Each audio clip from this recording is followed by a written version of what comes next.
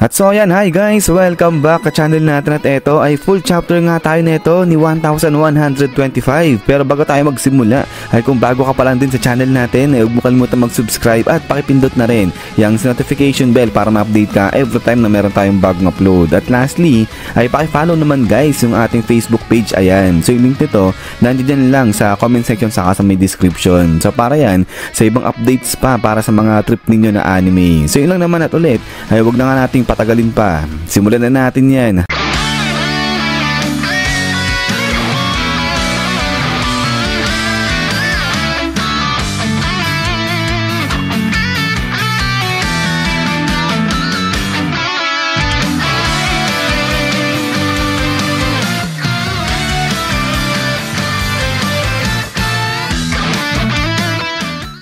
At so dito nga yan magsisimula sa may Egghead dahil dito ay nagising na nga yung iba sa mga Cypher Paul at ngayon ay sinasabi nila na once na ma-charge na itong mga Seraphim ay i-load na kagad nila yan. So dito hindi ko alam yung ibig sabihin nila na i-load na yung mga Seraphim pagkatapos na ma-charge. So siguro parang ano ba, nalobat siguro yung mga Seraphim natin dyan. But anyways, ay maliban pa nga rin dito ay pinag-uusapan rin nila kung ano yung gagawin sa mga sea weapon beast na at saka sa mga pasifista. Pero habang nag-uusap-usap nga ito mga to ay biglang dumating dyan ito si Rob Lucci. So kaya dali-dali tinanong kagad si Rob neto ng mga Cypher Paul kung ano nangyari kay Stacy, nasan siya. So ito sagot si Rob, sabi niya nga dyan na killed in action, so namatay sa labanan. Etong si Stacy sabi dyan ni Rob, but etong si Kaku tahimik lang siya sa pagsagot nga neto ni Rob Lucci. So pinabayaan na lang ni Kaku itong usapan ni Rob Lucci at saka nga nung ibang mga Cypher Paul agents. But then ay pagkatapos nga nito ay talo na dito yan kay Saturn at dito kasama niya na etong mga Vice Admiral natin. So okay na ulit, gising na yung mga Vice Admiral at ngayon sabi ni Saturn na na-obtain na nila o nakuha na nila yung kanilang kailangan dyan sa may Egghead at sa pamagitan ngayon New York ay na-secured na nila pati yung access doon nga sa power station at most especially doon na kay Mother Flame at sapat na nga raw yun para nga dito sa kanilang misyon. Pero sa kabila nito ay meron nga raw silang isang malaking pagkakamali at dito nga sila nabigo at kaya naman sagutan na itong mga Vice Admiral. Sabi nga nila na pasensya na, humihingi sila ng tawad dito kay Saturn dahil hindi nga naging maganda yung kanilang trabaho. Sabi nga nila dito hindi nila nahuli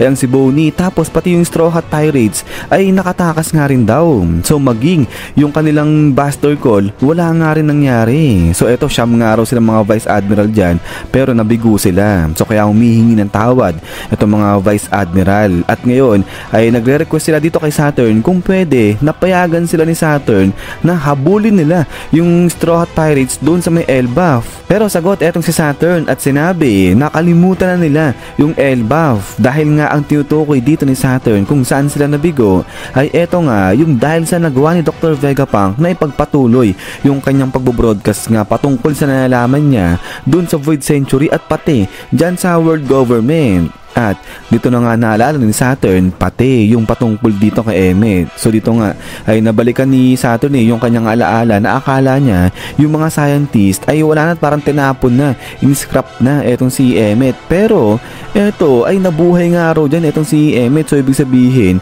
ay talagang tinago nga raw ng mga scientist etong si Emmet at ayan parang pinag-eksperimentohan. So talagang hindi tinapon ganyan. So kaya naman parang yan pa yung naging reason kung bakit nga etong si Emmet ay nagawa ngang iligtas pa o tulungan yung Straw Hat Pirates natin. Pero dito ay isip na isip etong si Saturn at sa loob-loob niya na 200 years na hindi nga gumagalaw etong si Emmet. So yung parang akala mo patay na talaga. Pero bigla na lang nabuhay, nagising tapos parang nga protektahan lang yung grupo ng Straw Hat Pirates natin. So kaya nga nagugulumihanan o talagang litong-lito etong si Saturn dyan. Pero habang nagmumuni-muni nga etong si Saturn sa kung ano yung nangyari dyan kay Emmet ay bigla namang etong si Doberman bigla siyang tinanong at sinabi na sinasabi ni Saturn na failure ito nga nangyari sa pagbo-broadcast ni Dr. Vegapunk about dun nga sa Void Century. So ibig sabihin ba nito na totoo yung mga sinabi ni Dr. Vegapunk doon sa kanyang broadcast? Pero eto nga biglang tingin ng masama etong si Saturn dyan kay Doberman at inatake na ngayon etong si Doberman ng katulad doon sa ginawa niya sa isang marine. Pero dito ay hindi sumabog, hindi pumotok itong ulo ni Doberman. So munti ka lang sumabog o pumutok itong ulo ni Doberman dyan. So kaya yung mga Vice Admiral natin talaga nagkagulo sila at sinabi na mag-tap ng kung sino na medical team dyan kasi nga kailangan ng tulong ngayon ito ni Doberman. But eto nga ay pagkatapos dito sa nangyaring kaguluhan kay Saturn saka nga kay Doberman ay talo naman dito yan pabalik sa may Egghead. Dahil dito naman etong Punk Records bigla na lang lumipad yan sa may kalangitan at dahil yan sa activation nga kasi nito ng Cloud Cloth na nga na kung tawagin. So ito yung Cloud Machine na invention nga nila Dr. Vegapunk. At then ay pagkatapos nga nito ay etong si York pilit niyang hahabulin sana yung paglipad nga ng Punk Records, pipigilan niya pero it's too late na, wala na, nakalipad na etong Punk Records. So kaya nga nagigigil dito itong si York, sabi niya nga dyan na si Edison yung may pakana nito, sabi niya ganyan. So wala na, eto pa namang Punk Records yung isa sa mga kailangan nito nila Saturn, pero yun nga nakalipad na yan sa may kalangitan. But then eto nga pagkatapos ng pagkakalipad ng Punk Records dyan sa may kalangitan ay talo naman dito yan sa may Marijoa. Dahil dito ay nagkakagulo na nga etong mga Celestial Dragon natin at yung iba nagagalit kasi nga sabi nila na talagang seryosong usapan na to yung pagdating dyan sa may pagkain. So kasi nga diba kulang na, hindi na sapat yung pagkain dumarating sa kanila kasi nga yung Revolutionary Army pinigilan na yung mga pag-supply nga ng pagkain dyan sa may Marijoa. So dito sabi nga ng mga Celestial Dragon nag-i-skip na sila nung mila at minsan di na nga sila nakaka-snack. So parang nangyayari dito tinatrato sila ng parang katulad ng isang normal na tao. So kaya nga etong mga to kaya sila nagagalaiti dyan, kaya sila nagkakagulo-gulo. At so ayan habang problemado itong mga Celestial Dragons natin dyan sa kanilang pagkain ay biglang talo naman dito yan sa may authority room. At eto nga yung apat na elders natin ay magkakasama sila ngayon dyan, pero maya maya ay biglangan dating dyan, biglang pasok sa loob etong si Garling at nakapormal na nga rin siya o nakasuot siya ng suit na kagaya dito sa mga elders natin. At nagulat tuloy ngayon itong mga elders, sabi nga nila anong ginagawa rito ni Garling, ba't bigla-bigla siyang pumapasok dyan? So sagot etong si Garling at sinabi na may bagong utos sa kanya at yung nagngangalang na York na Vegapunk ay magiging under supervision niya at siya na ngayon yung tinagurian na bagong warrior god of science and defense. So kaya nga dito nagulat itong apat na elders sa mga sinasabi niya ni Garling. So hindi sila makapaniwala, pero eto nga habang gulat dyan etong mga elders natin ay biglang talo naman dito yan sa side ni Saturn dahil eto nga biglang napaload na lang siya at ayan di na makahinga etong si Saturn. So kaya yung mga Vice Admiral natin kagulo na rin dito, pero eto nga humihingi ng mercy etong si Saturn dyan kay Imo Sama. So etong si Imo Sama yung may kagagawan kung bakit nga nagkakaganito etong si Saturn, pero maya maya pa ay dito biglang natutuyo na etong si Saturn, sabay biglang salita etong si Imo Sama at sinabi na si Joy Boy yung nasa likod nung nangyaring pagtakas na yon, pero bakit nga pinayagan lang yung mangyari na ito ni Saturn? At pagkatapos nga niyan ay dito na nga biglang may sumabog at ang natira na lang kay Saturn ay etong bungo niya. So pinatay ni Imo Sama etong si Saturn, grabe ang lupit niya. Pero yun lang, parang hindi lang naman etong si Saturn na yung may kasalanan kung bakit nakatakas yung Straw Hat Pirates natin, kasi di ba yung apat na elder sumunod na nga dun sa may Egghead, so kompleto silang 5 dun, pero wala nangyari, yun nga nakatakas pa rin yung Straw Hat Pirates natin. But anyways ay bahala na nga dyan si Imo Sama, si Saturn lang yung trip niyang patayin dyan. But anyways ay pagkatapos nga nito ay talo na ulit dito yan sa lumilipad na Punk Records, dahil dito naman ay makikita nga natin na etong si Atlas, etong si Edison at Shaka at pati na rin etong si Pythagoras, buhay etong apat na to at nag-uusap-usap na nga sila, pero nasa iisang katawan lang sila. So anong nangyari dito, katawan ni Shaka at saka yung binte, yung paa ganyan kay Shaka, tapos yung magkabilang braso kay Atlas at saka nga kay Pythagoras at yung ulo nila kay Edison. So pinagpatch-patch nila yung kanilang body parts at naging ganito nga yung kinalabasan niyan. So parang ang kulit lang ng resulta ng pagkasama-sama ng katawan ng apat na to.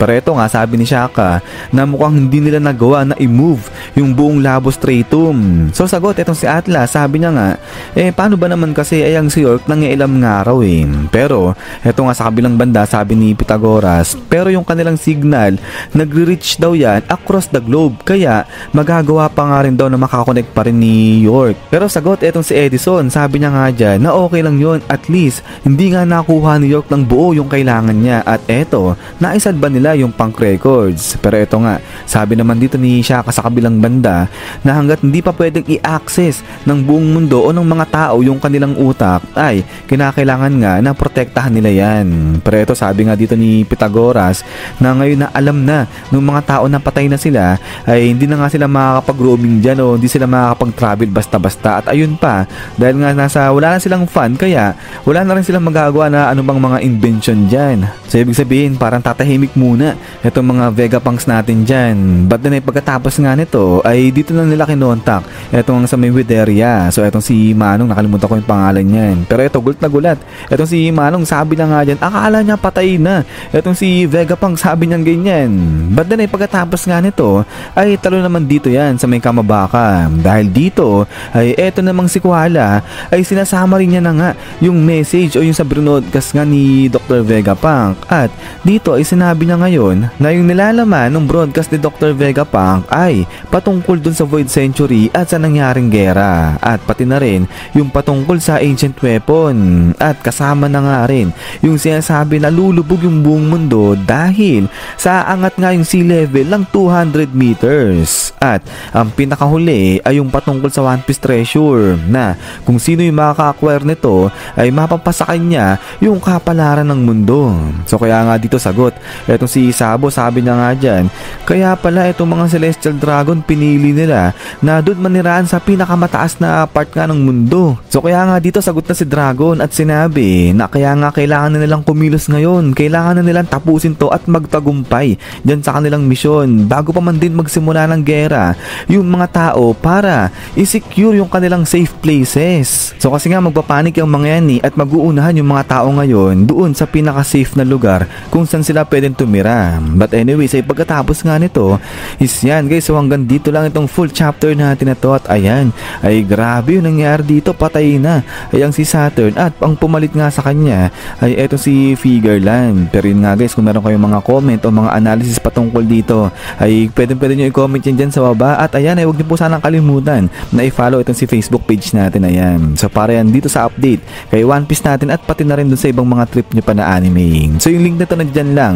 kay comment section sa may description. So yun lang naman guys at ulit ay maraming salamat sa panonood dito kay One Piece natin. So lagi mag-ingat, God bless nyo lahat at kita-kits tayo ulit.